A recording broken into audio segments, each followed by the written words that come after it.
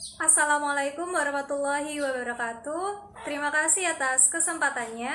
Perkenalkan, nama saya Arlin Karisma Santika dengan NIM 2019 7100059. Assalamualaikum warahmatullahi wabarakatuh. Terima kasih atas kesempatannya. Saya Firnia Nurmaida, NIM 2019 710074. Terima kasih atas kesempatannya. Nama saya Andika Alamsyah, NIM 258. Baik, terima kasih atas kesempatannya. Perkenalkan, saya Vindi Fawas Nusriawan dengan NIM 2019 710416 dari kelompok 1. Terima kasih atas kesempatannya. Saya Novi Rizka Kamalia Fajar dengan NIM 2019 710675 dari kelompok 1. Assalamualaikum warahmatullahi wabarakatuh. Terima kasih atas kesempatannya. Perkenalkan, saya Erika Renkawiandra dengan NIM 2019 710808. Baik, perkenalkan nama saya Muhammad Iqbal Pandualdian, NIM 2019 710810 dari kelompok 1. Saya akan membahas tentang konsep harta dalam perspektif Islam. Islam memandang harta sebagai sarana bagi manusia untuk mendekatkan diri kepada Kholiknya. Harta atau mal menurut etimologis atau bahasa disebut dengan al-mal yang berasal dari kata mala yamilu mailan, yang berarti condong, cenderung, dan miring. Sedangkan arti harta atau mal secara terminologis yaitu segala sesuatu yang menyenangkan manusia dan terpelihara, baik dalam bentuk materi maupun dalam manfaatnya. Konsep harta lainnya yaitu menurut ulama Hanafi, disebutkan bahwa harta adalah segala sesuatu yang dapat dihimpun, disimpan, dan dapat dimanfaatkan menurut adat kebiasaan. Selanjutnya yaitu konsep pembagian harta menurut perspektif Islam. Nah, konsep pembagian harta terbagi menjadi beberapa bagian. Yang pertama yaitu mal mutakawim dan ghair mutakawim. Mal mutakawim yaitu sesuatu yang boleh diambil manfaatnya menurut syara. Harta ini adalah harta yang baik jenisnya, cara perolehannya, serta kegunaannya. Sedangkan ghair mutakawim yaitu sesuatu yang tidak boleh diambil manfaatnya menurut syara. Harta ghair mutakawim ialah kebalikan dari harta mutakawim, yakni yang tidak boleh diambil manfaatnya, baik jenisnya, cara perolehannya, maupun cara penggunaannya. Yang kedua adalah mal misli dan mal qimi. Harta misli atau mal misli yaitu benda-benda yang ada bersamaan dalam kesatuan-kesatuannya, dalam arti dapat berdiri sebagiannya di tempat yang lain tanpa ada perbedaan yang perlu dinilai. Yang kedua harta qimi yaitu benda-benda yang kurang dalam kesatuan-kesatuannya karena tidak dapat berdiri sebagian di tempat sebagian yang lainnya tanpa ada perbedaan. Yang ketiga harta istihlak dan harta istiqmal. Harta istihlak yaitu sesuatu yang tidak dapat diambil kegunaannya dan manfaatnya secara biasa kecuali dengan menghabiskannya. Harta istihlak terbagi dua, ada yang istihlak hakiki dan istihlak hakuki. Harta istihlak hakiki ialah sesuatu benda yang menjadi harta yang secara jelas nyata jadinya habis sekali digunakan. Misalnya korek api, bila dibakar maka habislah harta yang berupa kayu itu. Istihlak hakuki ialah harta yang sudah habis nilainya bila telah digunakan, tetapi zatnya masih tetap ada. Misalnya uang yang digunakan untuk membayar utang dipandang habis menurut hukum walaupun uang tersebut masih utuh, hanya pindah kepemilikannya.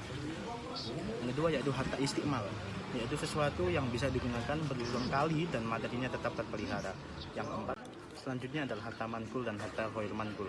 Harta manqul yaitu segala harta yang dapat dipindahkan atau bergerak dari satu tempat ke tempat yang lain, seperti emas, perak, perunggu, pakaian, kendaraan, dan lain-lain.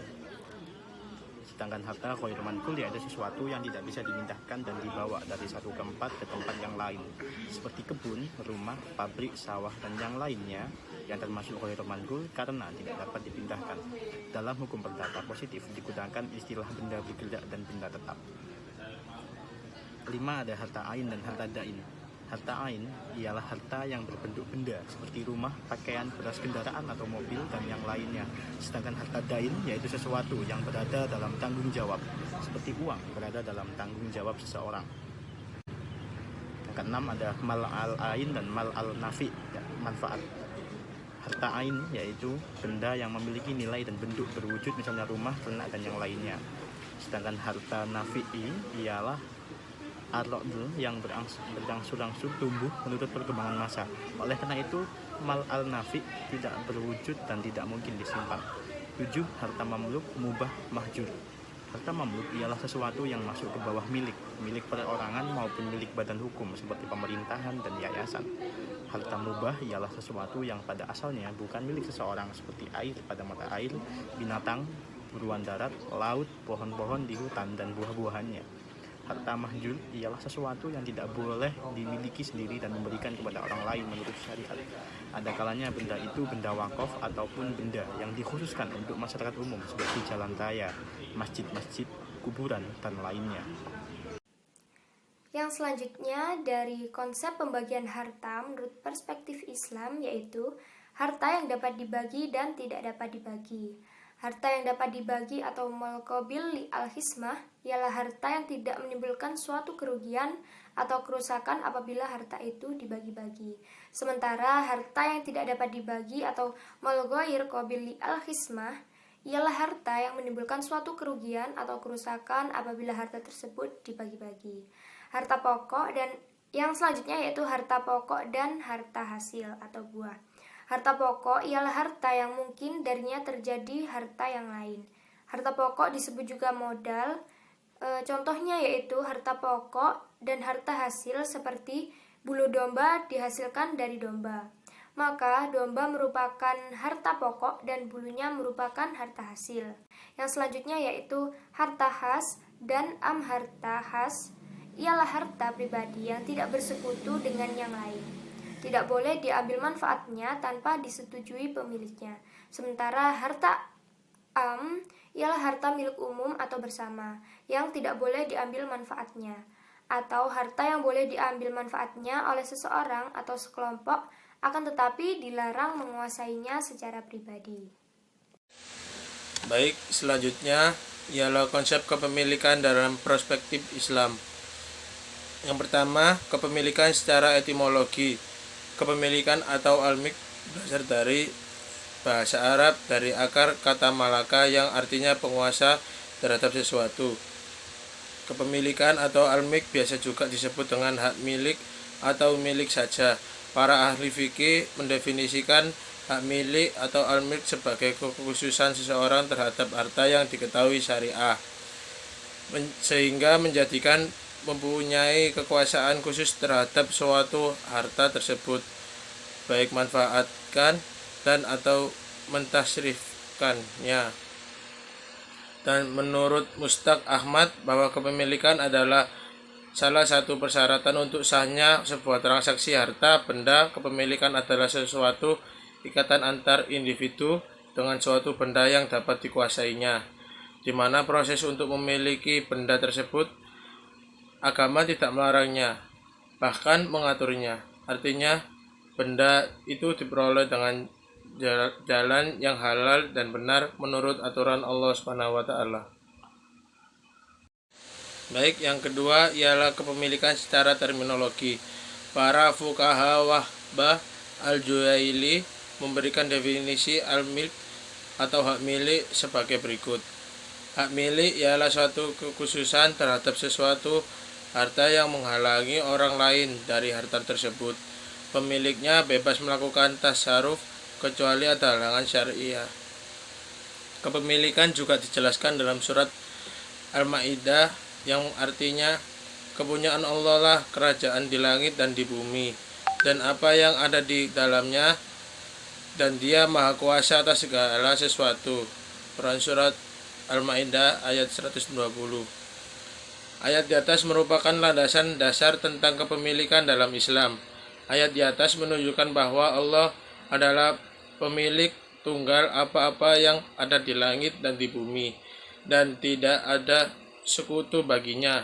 Lantas Allah memberikan dan menitipkan kekuasaan di bumi pada manusia agar manusia mengelola dan memakmurkannya. Baik, saya akan menjelaskan tentang macam-macam kepemilikan.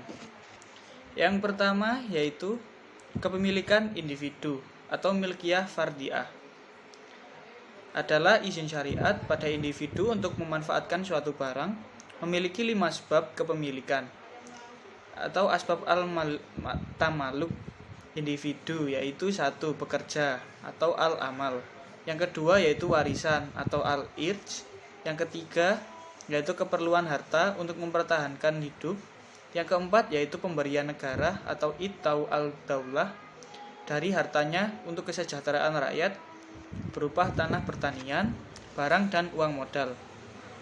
Yang kelima yaitu harta yang diperoleh individu tanpa berusaha seperti hibah, hadiah, wasiat, diat, mahar, barang temuan, santunan untuk khalifah atau pemegang kekuasaan pemerintah. Selanjutnya adalah kepemilikan umum atau milkiyah amah. Adalah izin syariat kepada masyarakat secara bersama-sama memanfaatkan suatu kekayaan yang berupa barang-barang yang mutlak diperlukan manusia dalam kehidupan sehari-hari seperti air, sumber energi, listrik, gas, batu bara, nuklir, dan lain sebagainya. Hasil hutan, barang tidak mungkin dimiliki individu seperti sungai, pelabuhan, danau, lautan, jalan raya, dan lain sebagainya. Selanjutnya yang ketiga adalah kepemilikan negara atau milikiyah daulah. Adalah izin syariat atas setiap harta yang hak pemanfaatannya itu berada di tangan khalifah sebagai kepala negara. Termasuk dalam kategori ini adalah harta ghanimah, rampasan perang, fa'i, kharaj, jizyah, harta rikaj atau harta temuan, usur, harta orang murtad, harta yang tidak memiliki ahli waris, dan tanah hak milik negara. Terima kasih. Terima kasih atas kesempatannya. Di sini saya akan menjelaskan mengenai syarat kepemilikan harta menurut ketentuan Al-Quran dan As-Sunnah. Yang pertama yakni pemanfaatan. Artinya, harta atau kekayaan tersebut setelah dimiliki harus dimanfaatkan sebaik mungkin. Nabi Muhammad SAW pernah bersabda, orang yang menguasai tanah tak bertuan tidak lagi berhak atas tanah itu jika setelah 3 tahun menguasainya ia tidak menggarapnya dengan baik. Kemudian yang kedua, penunaian hak. Artinya, apabila harta yang dimiliki oleh seorang muslim sudah mencukupi nisab, maka pemilik harta tersebut harus menunaikan zakat sesuai dengan aturan syariat. Dan yang ketiga, tidak merugikan pihak lain. Maksudnya, dalam penggunaan harta atau kekayaan tersebut ditujukan untuk mendatangkan manfaat bagi pemiliknya maupun orang lain, dan tidak dibenarkan apabila dalam penggunaannya menghadirkan kemudaratan bagi pihak lain. Dalam konteks ini, kaidah menyebutkan bahwa menghindarkan kemudaratan harus diutamakan daripada menarik kemanfaatan. Dan yang keempat yakni kepemilikan secara sah. Artinya baik dari segi sumber harta maupun cara memperoleh harta tersebut harus sesuai dengan Al-Quran dan As-Sunnah. Demikian pula tidak dibenarkan apabila dalam memperoleh hak milik melalui keputusan pengadilan dilakukan dengan cara tercela seperti penyuapan, kesaksian palsu, dan lain sebagainya. Dan yang terakhir yakni penggunaan berimbang. Maksudnya, pemilik harta harus menggunakan harta atau kekayaannya secara seimbang, yakni tidak boros dan tidak kikir. Dalam Quran Surah Al-Isra ayat 29, dijelaskan pula agar tidak terjerumus ke dalam celah dan penyesalan, janganlah kamu terbelenggu pada leher atau kikir, namun juga janganlah terlalu mengulurkan tangan atau boros. Terima kasih atas kesempatannya. Di sini saya akan menjelaskan mengenai contoh kasus terkait harta dan kepemilikan pada masa Rasulullah SAW. Kasus ini diambil dari salah satu hadis yang berbunyi dari Ibnu Umar radhiyallahu anhu bahwa Umar bin Khattab mendapatkan bagian tanah di Khaibar. Kemudian ia menemui Nabi Muhammad SAW untuk meminta arahan. Umar berkata, "Wahai Rasulullah, aku mendapatkan kekayaan berupa tanah yang sangat bagus, yang belum pernah kudapatkan sebelumnya. Apa yang akan engkau sarankan kepadaku dengan kekayaan itu? Rasulullah Shallallahu Alaihi Wasallam bersabda, jika kamu mau, kamu bisa mewakafkan pokoknya dan bersedekah dengannya. Lalu Umar menyedekahkan tanahnya dengan persyaratan tidak dijual, tidak dihibahkan, dan tidak diwariskan.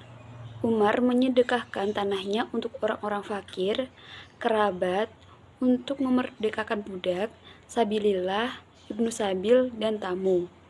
Tidak berdosa bagi orang yang mengurusinya jika mencari atau memberi makan darinya dengan cara yang baik dan tidak menimbun. Hadis riwayat Bukhari. Nah, dari hadis tersebut dapat diketahui bahwa pada saat itu Umar bin Khattab mendapatkan tanah di Khaybar, dan tanah tersebut merupakan harta yang paling banyak dan berharga. Apalagi tanahnya subur sehingga banyak orang yang ingin memilikinya. Kemudian Umar bin Khattab menemui Rasulullah Shallallahu Alaihi Wasallam untuk meminta pendapat tentang bagaimana cara ia memanfaatkan tanah tersebut, karena ia sangat percaya akan kesempurnaan nasihat Rasulullah Shallallahu Alaihi Wasallam. Kemudian Rasulullah memberikan jalan terbaik, yaitu dengan menahan tanah tersebut dan mewakafkannya, sehingga tanah tersebut tidak dapat dijual, diwariskan, dihibahkan, atau lainnya, karena dikhawatirkan akan terjadi pemindahan hak milik atau menjadi sebab pengalihannya, padahal hendak dimanfaatkan untuk kepentingan umum. Yang selanjutnya yaitu contoh-contoh kasus terkait harta dan kepemilikan di masa sekarang. Baru-baru ini, Okky Setiana Dewi yang merupakan seorang aktris dan juga pendakwah mewakafkan rumah peninggalan ayahnya di Batam menjadi rumah Quran untuk pesantren Maskanul Hufadz. Dengan dibangunnya rumah Quran tersebut diharapkan bisa membantu para hafiz yang akan belajar Al-Quran di dalamnya. Selain itu, gerakan wakaf saat ini juga didukung oleh salah satu marketplace, Tokopedia, yang bekerja sama dengan Badan Wakaf Indonesia, Dompet Duafa, dan Rumah Zakat. Tokopedia merilis fitur wakaf uang yang memungkinkan masyarakat untuk berwakaf melalui platform digital. Wakaf uang diartikan menggunakan uang sebagai objek wakaf yang kemudian menyalurkan uang tersebut kepada program wakaf untuk dijadikan masjid, pesantren, sumur, dan lain-lain. Badan Wakaf Indonesia sangat mendukung gerakan wakaf karena keberhasilan gerakan wakaf tidak hanya bertumpu pada kuasa pemerintah, namun juga diperlukan kontribusi dari masyarakat. Terima kasih.